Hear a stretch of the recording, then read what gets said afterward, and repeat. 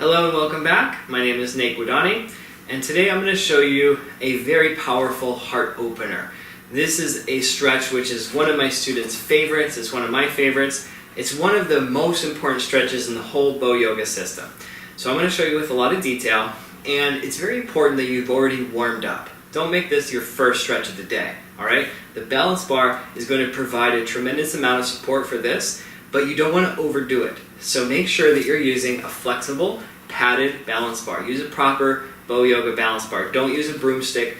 Wood or something that's completely rigid is going to be too hard, and it's going to be a little bit risky because you won't have any give, you won't have any padding. So it's really important you use the proper tool for this, okay? So why is this important? Well, think about how much of your day is spent in this position. Hunched forward, reaching forward, rounding your back. This is why you see when people get older and older, you don't see older people like this very often. You more often will see them like this. So years and years of collapsing the chest, rounding forward. Think about everything in your day. You're generally reaching forward. So we're eating, we're typing if you're at a computer, if you're at a desk during the day. You're calling, you're watching TV, you're driving. How many hours a day are you in the position where your arms are in front of you? Okay? So how often do you reach in the cupboard and you go like this, or you go to the refrigerator and you do it that way? Almost never. So our arms and our chest almost never get this counter pose where they get to open and move into spinal extension. They're almost always in spinal flexion.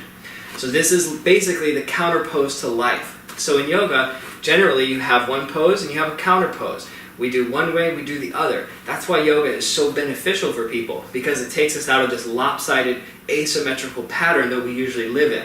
So one of the most important asymmetries to correct is this spinal flexion of our thoracic upper spine. So here's the solution. The heart opener with the balance bar can be really, really powerful. So again, make sure you've warmed up, you've done your eagle pose, your swimmer, your flying fish, you've done your side bends, you've warmed up this whole upper chest area. So after that, now you take your balance bar, and there's a couple of ways to get into this. So first, I like to try just lifting up high and bringing the hands wide, and then bring your elbows over and then hold it there, okay? So that's if you want to start at the top, and then you can always work your way down. So how do you work your way down? You slide your hands in with your thumbs on top.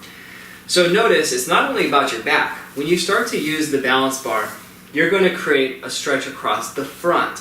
This is another area where most of us get very, very tight. So because of all that flexing and that rounding, the pecs can get very, very tight. And this whole shoulder complex also. So if you've had injuries, if you feel really stiff and tight in this area, start off really slow and give yourself days and weeks to get into the full pose. It will not work if you try to just do it all at once really hard. You can get hurt. So do it slowly over a long period of time. So you've started here, and then you slide in, and at some point you're going to feel the edge. You're going to feel that's the edge of my comfort zone. The shoulders or the chest are feeling pretty taut. All right? So that's where you stay. Now another way to get into the starting position is to start at the bottom. And you can bring your feet in and, bring your hands in to about shoulder width. So the shoulders, the elbows, and the wrists are all lined up. And now you roll the bar up your back. So I'm alternating my hands, one after the other, turning toward the thumb, rolling up the back.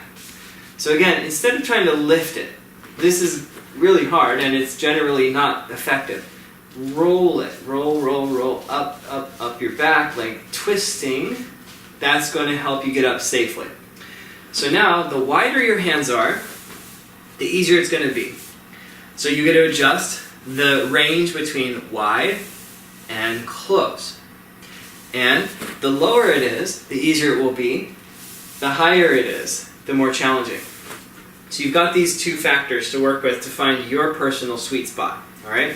So you can start off wide and work your way in, or you can start off low and work your way up. So whichever way you do it, you're wanting to meet in the middle and find that sweet spot between the easier wide position to the more challenging closer position, from the easier lower position to the more challenging higher position. So somewhere in the middle, your sweet spot is there. This will change over time. So let's say I'm here, so I'm about the middle, and I've come up to about under my shoulder blades. Now I don't recommend doing this on your lower back, all right? I want you to do it more upper back. So if you can't get to your upper back, bring your hands wider, all right?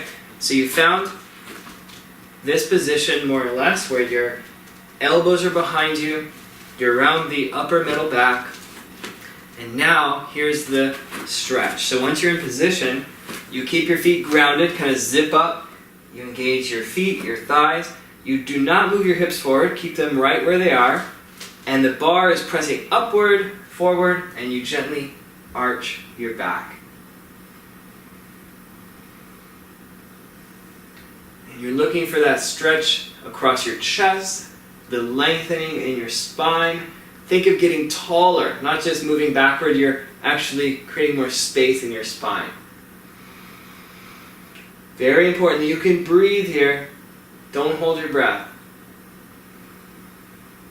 Alright, once the sensation feels sufficient, when you're ready to come down, just slowly release your hands and let your hands come back down and just pause there and wait. Take a breath.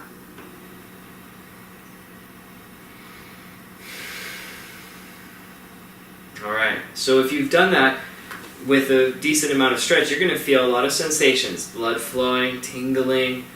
You might feel a lot of movement. Even if you're breathing too much, you may feel a little dizzy, so make sure not to do to that point. So can you feel how powerful that is? I explained a lot to get you into it because it's so important you do it safely. So with practice though, you can pretty much go right to it. So I'll review. Bring it behind your back. If you want to start from the bottom, slide your hands in to a comfortable distance, roll up. When it's around just under your shoulder blades or middle back, ground your feet. Now another way to warm up also is when you're in this position, you can bring your elbows back and forth and just kind of flap like wings. And this is going to be an important way to check before you move into your back bend if you've got enough room to do that. So if you can move your elbows back and forth without pain or without strain, then you're probably in a good position for your back bend. But if you've gone too high or too close and you can't move your elbows, if you do your back bend, you might overdo it. So make sure you go a little wider, take some pressure off, or go slightly lower. Now, if you can move your elbows more comfortably, you're in a good position. So find that sweet spot, and when you're ready, then you just open, draw your shoulder blades down, lift the heart, and let this counterpose to life open once again. So this can be done once a day. I recommend it after a proper warm-up, and make sure that nothing hurts afterwards. It may take a little while to find that sweet spot, so be patient, but afterward, the effect can be tremendous. This can have an incredible effect on your posture, helping you open and lift your spine, opening up your breathing, and making you just feel a whole lot better. So, hope you enjoyed it, and make sure that you also have the proper balance bar. So if you have a shorter one, a 4-foot or a travel bar, this may be too short. So check and see that it fits, and if you're tall, the 6-footer might be a good one.